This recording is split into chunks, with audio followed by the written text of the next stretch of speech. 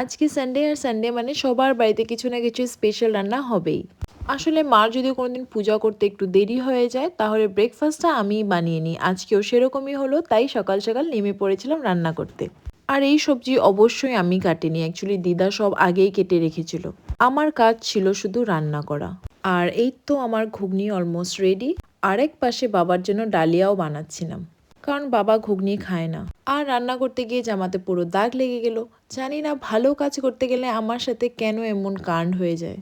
তারপর আমি মাকে ঘুগনি সার্ভ করে দিলাম, আর মা এইভাবে মুড়ি দিয়ে ঘুগনি খেতে খুবই পছন্দ করে। তোমরাও কি মুড়ি দিয়ে ঘুগনি খাও? আমি কিন্তু আজ পর্যন্ত কোনোদিন এটা ট্রাই করিনি। আর প্রিশা কেন রাগ করে বসে আছে জানো? কারণ আমরা ওকে ছাড়া ঘুগনি খাচ্ছি তাই। আর কিছুদিন আগে তোমরা দেখেছিলে যে আমি আমার রুমে পিভিসি করিয়েছিলাম।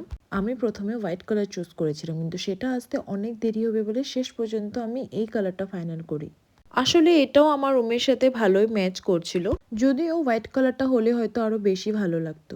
তবে পিভিসি লাগানোর পর আমার রুমটা কেমন জানি একটু বেশি ডার্ক ডার্ক লাগছিল, তাই ভাবলাম রুমের লাইটিংটা একটু চেঞ্জ করি। সেই জন্য আমি লাইটগুলোর কালার চেঞ্জ করিয়ে নিলাম। তারপর হল রুমের লাইটগুলো চেঞ্জ করা হলো। এটা হচ্ছে আমার বোনের রুম। আগে হোয়াইট লাইট ছিল, এখনও ইয়েলো করেছে। আর ইয়েলো লাইটের রুমটা দারুণ লাগছে, মানে লাইটের সাথে রুমটাও খুব ম্যাচ হচ্ছে, ভালো লাগছে।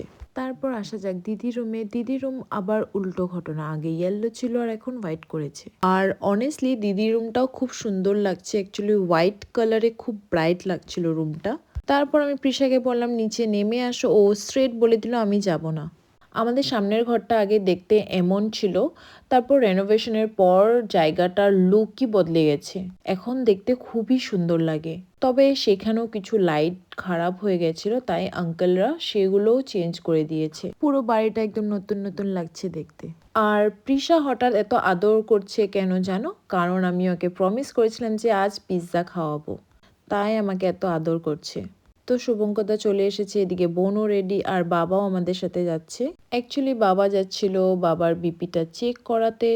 বাড়ির কাছেই গেছিলাম, তাই বাবাকে ড্রপ করে আমরা সোজা চলে গেলাম ডমিনোজে। আমি পার্সোনালি ডমিনোজের পিৎজা খুব একটা পছন্দ করি না, কিন্তু প্রিশার জন্য এখন মাঝে মাঝেই আসতে হয়।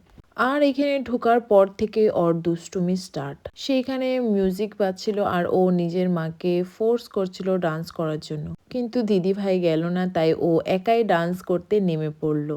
আসলে ও বাড়িতেও এমনই, মিউজিক শুনলেই ওর ডান্স স্টার্ট হয়ে যায়। তাই আমরা সবাই মিলে ভাবছি যে ওকে হয়তো এবার একটা ডান্স ক্লাসই দিয়ে দিব।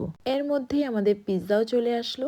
আর প্রিশার এক্সাইটমেন্টটা দেখো, ভাত দিলে খাবে না, কিন্তু পিৎজা দেখলেই হলো। তো আমরা তিনটাই অর্ডার করেছিলাম, আর শুভঙ্করদা নিয়েছিল পনির পিৎজা আর আমরা নিয়েছিলাম চিকেন পিৎজা। আর ও খাওয়ার আগে যে কি কি রিচুয়াল ফলো করে সেটা দেখে আমার হাসি পেয়েছে। আর এইভাবেই কেটে গেল আমাদের পুরো সানডে। দেখা হবে আবার নেক্সট ভিডিওতে। Okay bye, tata.